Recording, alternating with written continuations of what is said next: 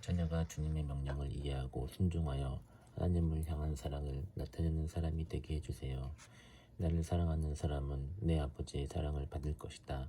그리고 나도 그를 사람을 사랑하여 그에게 나를 드러낼 것이다 라고 하신 약속을 붙들고 나가게 하시며 자녀를 사랑해 주시고 주님의 자신을 드러내어 주세요. 자녀가 하나님의 말씀을 귀로만 듣고 행하지는 않는 사람이 되지 않게 도와주세요. 말씀대로 행하는 자가 되게 해주세요. 그리스도의 말씀이 자녀의 속사람 가운데 풍성히 살아있기를 간구합니다. 친구들 사이에서도 온갖 지혜로 서로 가르치고 권면하는 일이 있게 해주세요. 감사의 마음으로 시와 찬미와 신령한 노래로 하나님께 마음을 다하여 찬양하는 영혼이 되기를 원합니다. 자녀가 밥으로만 살 것이 아니라 하나님의 입에서 나오는 모든 말씀으로 살기를 기도합니다. 자녀가 주의 말씀은 내 발을 비추는 등불이요 내 길을 인도하는 빛이라고 고백할 수 있게 해주세요.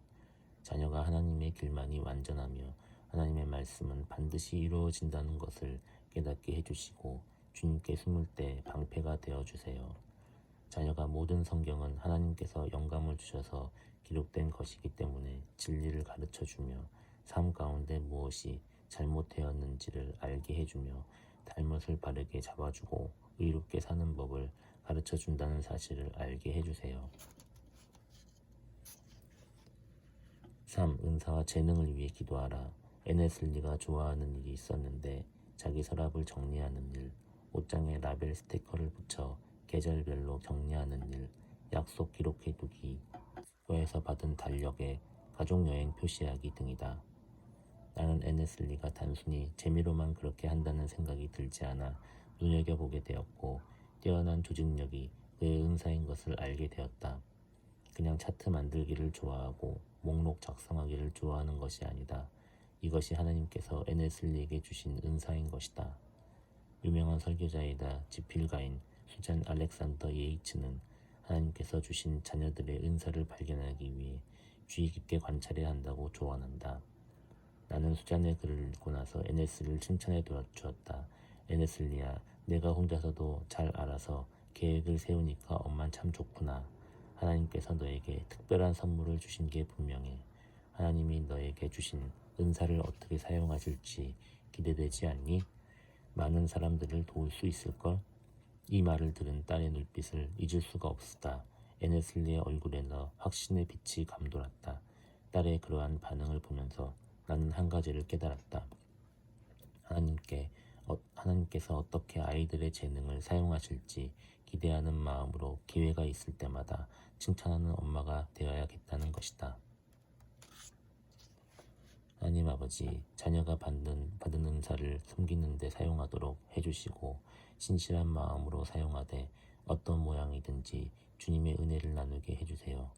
그리하여 무엇을 하든지 간에 하나님께 영광을 돌리며 하나님의 이름을 높이는 사람이 되게 해주세요. 자녀에게 특별한 은사를 주셔서 감사합니다. 다른 사람들에게 주신 은사와는 어떻게 다른지 분명히 이해하게 도와주시고 부지런히 섬기되 은사를 사용할 때 기쁨이 넘치게 해주세요. 자녀가 하나님께서 공동의 유익을 위해 은사를 허락해 주셨다는 사실을 알게 해주세요. 또한 자신이 그리스도의 몸의 어떤 부분에 속하는지 깨닫게 하여 주시고 하나님께로부터 받은 특별한 재능이 교회의 덕을 세우며 다른 이들을 돕는 일에 사용되어야 한다는 것도 알게 해주세요. 어떤 사람은 사도로, 어떤 사람은 선지자로, 어떤 사람은 복음 전도자로, 또 어떤 사람은 목회자로와 교사로 삼으셨습니다. 자녀가 자신의 위치가 어디인지 잘 파악하게 하시고 성도들을 준비시켜 봉사의 일을 하게 인도해 주세요. 그리하여 그리스도의 몸이 더욱 강하여지며 사랑 안에서 하나 되게 해주세요. 자녀가 은사와 재능을 개발하는데 열정을 다할 수 있도록 도와주세요. 그리하여 자신의 일에 능숙한 사람이 되어 왕을 섬기는 자가 되게 하시며 하나님의 부르심을 이루는 자가 되게 해주세요. 자녀가 자신의 소명을 발견하게 해주세요.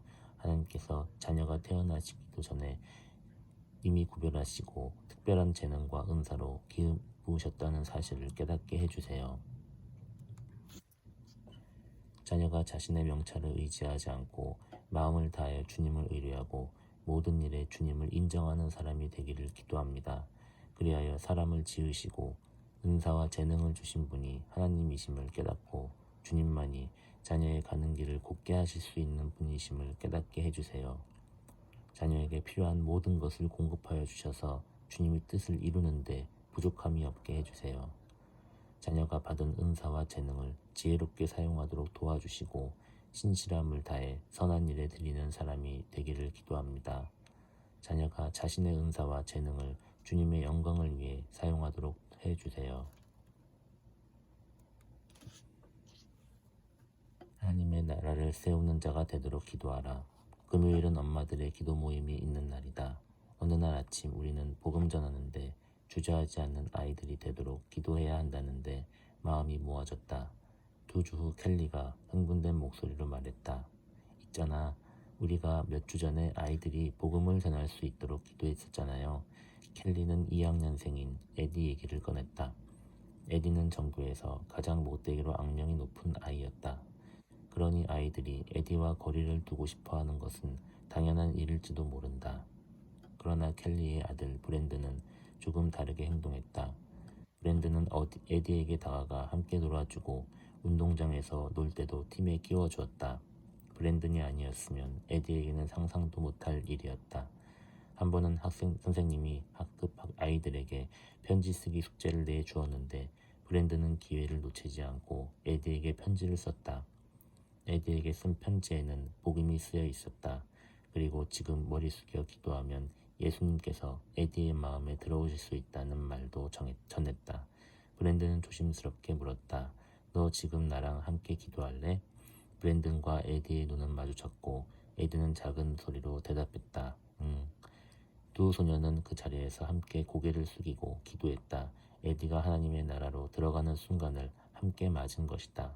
자녀를 위해 기도한다는 것은 하나님 나라를 위해 하나님께서 준비시켜 주시고 강하게 해 주시기를 요청하는 것이다.